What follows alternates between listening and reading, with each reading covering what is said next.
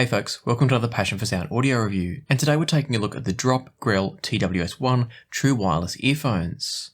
This is a collaboration between Drop, what used to be called Massdrop, and Axel Grell's new company, Grell. Axel Grell used to work for Sennheiser as one of their head designers. He's responsible for things like the HD600 series, the HD58X, and so there's immediately some credibility behind the TWS1s. And it's also worth mentioning that because Axel Grell has his own company, there is also a version called the Grell TWS1 that's different from the Drop and Grell TWS1. The only problem is I'm not entirely clear on what exactly the difference is. I don't know if they're exactly the same product with just slightly different colorways or if there's something else going on. For the sake of this review though, I'm only talking about the Drop and Grell TWS1. Don't prove me wrong, prove you right.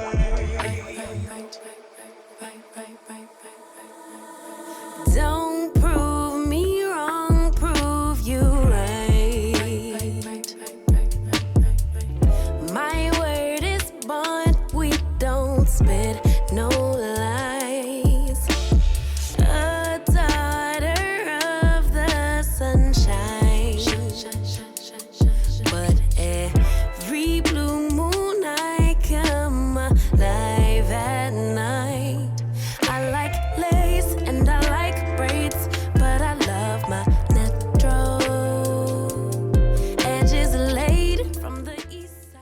Technically the list price for these is $199 US, but if you go and have a look on Drop, the chances are you'll see them listed at $139. So I've done my review based on them at that price, and you'll see I've done a couple of comparisons that are at that same sort of $140 US mark. Before we talk about fit and comfort and sound quality, all those things that really matter, I just want to start with a couple of the design features, what's being marketed as the benefits of the TWS1. These are an active noise cancelling in-ear true wireless monitor. They're using a 10mm custom designed dynamic driver. They offer aptX HD and LHDC codecs, so very high quality Bluetooth codecs. And they'll give you a total of about 45 hours playback time, which is a combination of 4 to 5 hours from the actual buds themselves, and then an additional 40 or so hours from the case. So like all true wireless, there's a combination of the charge held by the case, which recharges the buds every time you put them back in, and then that 4 to 5 hours that each bud holds. So on paper, these are a pretty solid offering. They're not the longest life in terms of battery life of some of the options on the market, but they're good enough. They also look nice and they feel nice in the hand. But when we get into actual use, there are a few flies in the ointment. The first one I want to mention is comfort. These aren't an uncomfortable IEM, but I don't always find them to feel as secure as I'd like them to. After much playing around, I have found that the provided tips were the best choice for me, but I think the biggest issue I have with them is the length of the nozzles. If you take a look at one of these IEMs, what you'll notice is it's got a very short stubby nozzle. What that means is you don't have a lot of structure connecting the IEM to your ear, and for me I found that it made them feel a little bit insecure. I haven't had them actually fall out, but getting a good solid fit and seal has always been slightly more challenging than it probably should be. A part of their design is to have these little fins on them, and there's a few different fins that you'll see in the B-roll here, but there's a few different fins that are meant to help stability in the ear, but none of them for me actually helped because they were either too big and started to push the earphone back out of my ear, or they didn't really touch any part of my ear and then had no impact on stability at all. So I don't think they're the last word in comfort and fit stability for true wireless IEMs, but they're also not bad. They fit okay, they do an okay job of sealing everything up, keeping out noise from a passive point of view. I'll talk about the active noise cancelling in just a second. So they're not bad, but they're not my favourite IEM from a comfort and fit point of view. One other problem I've found is that because I've been testing these on and off in preparation, I haven't used them consistently over a period of time, and on 2 occasions now when I've come back to use them after having them sitting on my desk for say 2, 3, 4 weeks, they haven't had any charge left. So for some reason, as they're sitting in the box like they are here now with nothing at all happening, they're still managing to drain the battery. And so it seems that you almost have to have these constantly on charge when you're not using them, or be prepared to plug them in a day in advance or a few hours in advance of when you are going to use them. And that's a bit of a shame. I've got other models, and I'll talk more about these later, but other models like the Final Audio ZE3000 and also the Edifier NeoBuds Pro here, and those both every time I pick them up, the charge is there, they're ready to go. So I do think there's a bit of an issue going on with the TWS1s. It's probably worth mentioning that as I was preparing for this review, when I went to use them, they had a firmware update, so perhaps that's been fixed. But in the time I spent with them as I was preparing for this review, they were draining the battery even when nothing was happening. The good news at the end of all that though is that it's not all bad. There's some really great things going for the TWS1, and one of them is I really like the touch controls. I often don't get into a lot of conversation about touch controls because generally I find that it's one of those things that A, it's very personal. Some people like a particular control scheme, others don't. But also what I find is that for me, once I adapt and adjust to how a particular device works, I just follow that process. So whether it's good or bad isn't so much relevant to me as whether or not I can adapt to it. That said, I have found some true wireless IEMs where the touch panels are a bit finicky and it's really hard to find the right spot. And then there's others that make it extra easy, and that's where the TWS comes in. There are others that make it really, really easy to control your earphones. And specifically what I mean there is that with the TWS1's large circular outer plate, there's enough room for you to do things like raise and lower the volume with an actual swipe along the plate itself, and I love that. There's no need to remember which is a double press, which is a single press, do I press the left ear or the right ear? You just reach up and you swipe up or you swipe down, and I really, really like that. Something else that I really like about the TWS1s is their compatibility with the SoundID app. I talked about this app in relation to the Drop Pandas, and it's come back around again to be used with the TWS1, and I think it's an absolute fantastic feature. For those not familiar, what SoundID allows you to do is customize the sound coming from the headphones or the earphones, and that can be done in a number of ways. Firstly, you can apply a custom EQ if you want to, but to go a step further than that, it can do a hearing test and adapt the earphone to your hearing losses and sensitivities, as well as running a series of preference tests so you can actually teach the system how you like your sound, without having to worry about working it out for yourself by tweaking and playing with EQs, which can get a little bit complex and a little bit time consuming sometimes. Instead, what the SoundID app does is it lets you choose from a range of different music styles, and it plays those back with a range of different adjustments and gets you to say if you like option A or option B, and after running you through a whole lot of those different preferences, it comes up with an answer as to what your preferred listening profile is, and then adjusts your earphones for you. So in the case of the TWS1, without even thinking about EQ, I've got 3 options available.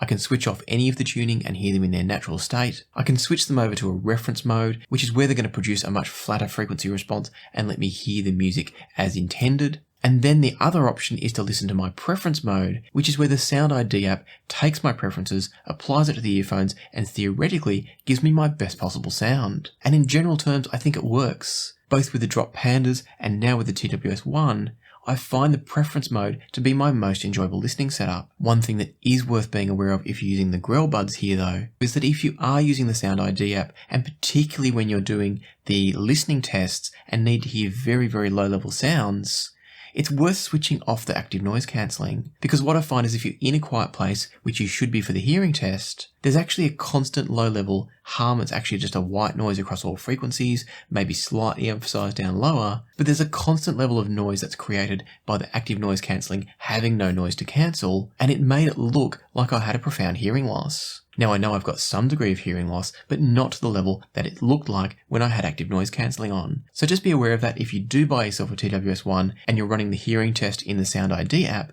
make sure you do it A, in a quiet place, but B, with noise cancelling off. Speaking of that noise cancelling system, I didn't mention earlier, but according to all the marketing, there's a very special way of doing noise cancelling within the Grell Buds, and that's meant to combine some psychoacoustics and some intelligent sound processing to more effectively provide active noise cancelling without degrading the music quality in any way. To be honest, in my testing, there are slight differences between using what they call NAR, which is noise annoyance reduction. There's a very slight difference when you switch between the NAR mode and the non-NAR mode of active noise cancelling, but I can't say I've heard enough difference to really worry about it. What's nice is that if you want to, you can choose to use NAR or not choose NAR, and still have active noise cancelling either way. So the earphones allow you to switch on and off noise cancelling and switch it between NAR and non-NAR noise cancelling mode. But I don't tend to feel like the NAR option is in any way groundbreaking or miles ahead of anything else I've tried. It's pretty comparable to any other active noise cancelling bud that I've tried in the past. One thing that is nice with the noise cancelling though, is that they're not relying entirely on active noise cancelling. The Grell TWS1s do actually provide good solid passive isolation. So if you want to switch off noise cancelling altogether, they're still an excellent isolating bud. Maybe not quite as good as something like the Final Audio ZE3000, which are excellent in that regard, but the TWS ones are still strong.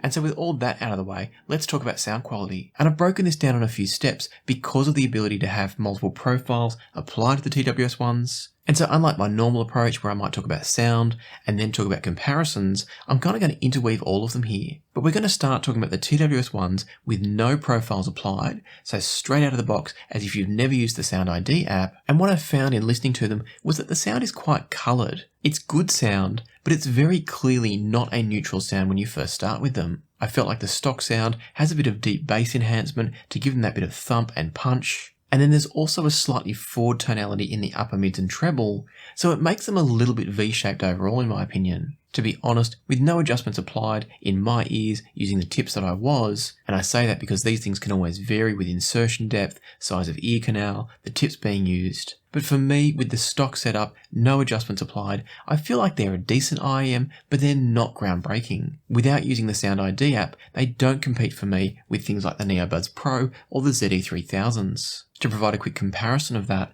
I set the NeoBuds Pro up in their classic mode, which is their more neutral tuning. And as I flip back and forth between the two, and I should mention these are both priced at $139, so they're very direct competitors. As I flip back and forth between the two, I feel like the NeoBuds Pro had a more neutral, more accurate sound that tilted a bit towards brighter, whereas the TWS1 tilted in the other direction towards a darker overall sound, but with a bit of treble emphasis as well. I came out of that comparison feeling like the TWS1 actually comes across a bit boomy, a bit less refined, a bit less high quality overall, and that the edifiers were giving me a more balanced representation across all frequencies. I wouldn't say that they're perfect, the NeoBuds Pro, but to me, if you were going to choose one over the other with no sound adjustments applied, the NeoBuds Pro would be the choice. But that's not really how the TWS1 is designed to be used, given that you've got the SoundID app there and it's very easy to activate it. And that's worth mentioning too, the SoundID app is far more stable and far easier to use these days. When I first used it with the Drop Panda, it was a bit of a nightmare, but I had no issues pairing it up with the TWS1s and running through the tests. And running through the test was an absolute breeze. So once that's done and you apply either your personal preference profile or a flat profile to the TWS1s, things are very different. And that to me is more how we should compare them. And so that's what I did. Using 10,000 Miles by the Bonnie Light Horseman, the TWS1 sounded really great once it was in flat profile mode. So this is intended to give you as close as possible to a dead flat frequency response from the earphones. And what I heard from the TWS1s listening to 10,000 Miles was a sound that was rich and harmonic with a great sense of space and no obvious enhancement of any particular frequency. One thing that was really clear to me here though was that when you go to a truly flat frequency response, you actually get the right amount of bass. Having just tried the NeoBuds Pro, I was aware that they had actually not given me enough bass, whereas the TWS1 had given me too much.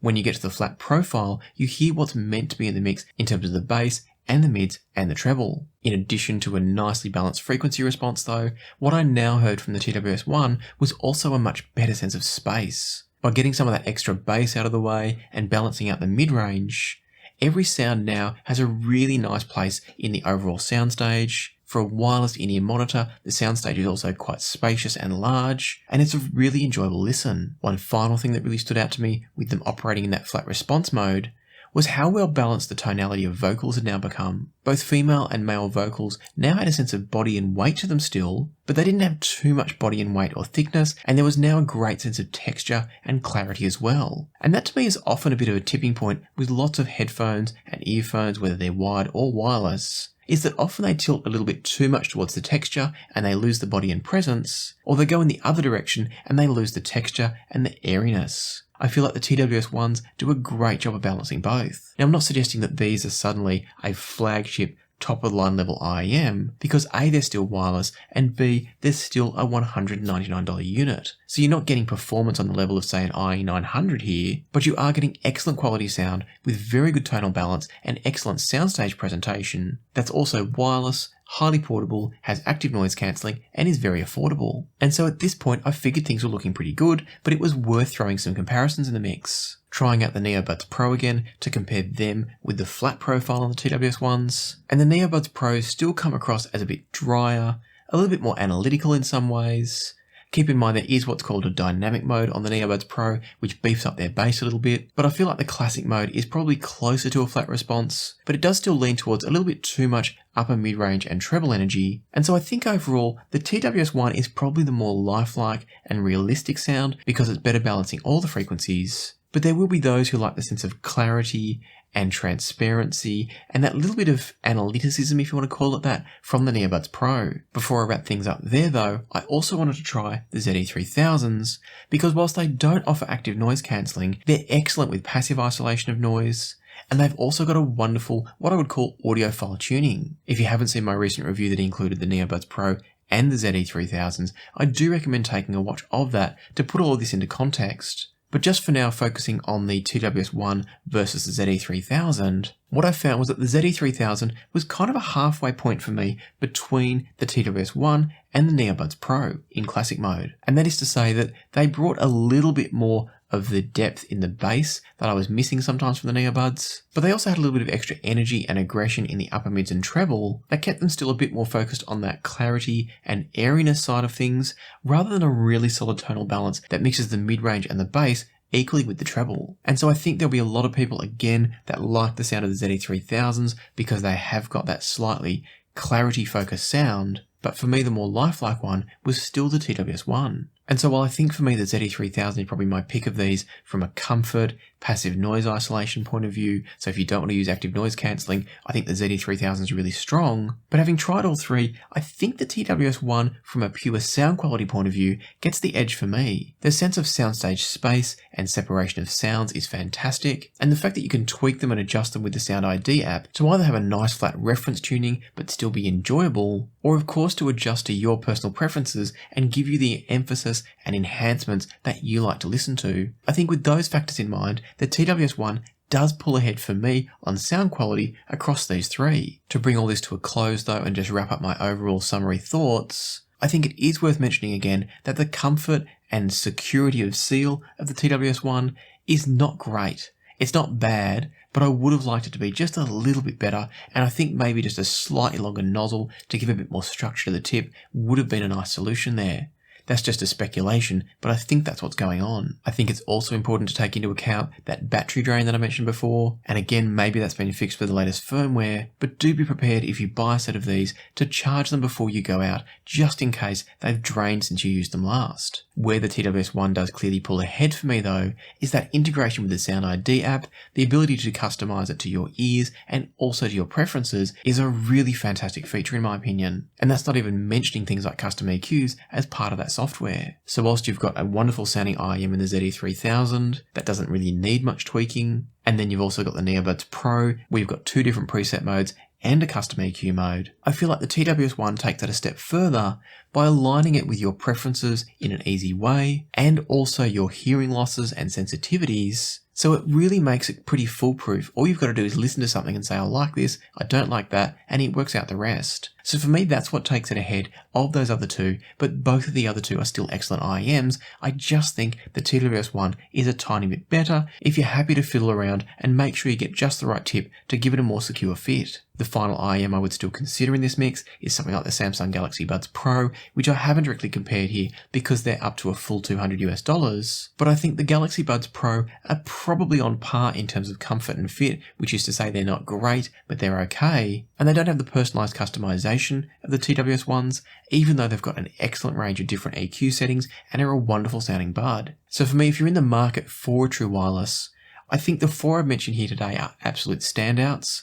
That being the Edifier NeoBuds Pro, the Final Audio ZE3000, the Samsung Galaxy Buds Pro, but I think at the end of all of this, if I'm reaching for an IEM next time I'm heading out around the house, in the garden, and I want to listen to some music, I do think it'll actually be the TWS1s that I reach for first. And so if you're in the market for true wireless, and what I've described about these sounds suitable and appropriate for you, I do recommend checking them out. I'll put a link down below through to Drop. It is an affiliate link, so I'll get a little bit of income from any purchases made, and I always appreciate the support. But just in case anyone thinks that influences the reviews, I've got plenty of examples here on the channel of reviews where I have affiliations and have still said negative things about them. The Topping EX5 is a great example. So please know that I'm only recommending this because I personally am impressed by them, and so hopefully I've helped point you in the direction of a product that's also going to work well for you. As always, if you found the review useful and helpful or just entertaining, I'd love it if you'd hit the subscribe button if you haven't already, ring the notification bell, and most importantly, hit the like button. It's a huge help to the channel, and I really appreciate your support. For now though, let me leave it to the music, so happy listening, and I'll see you here next time on Passion for Sound.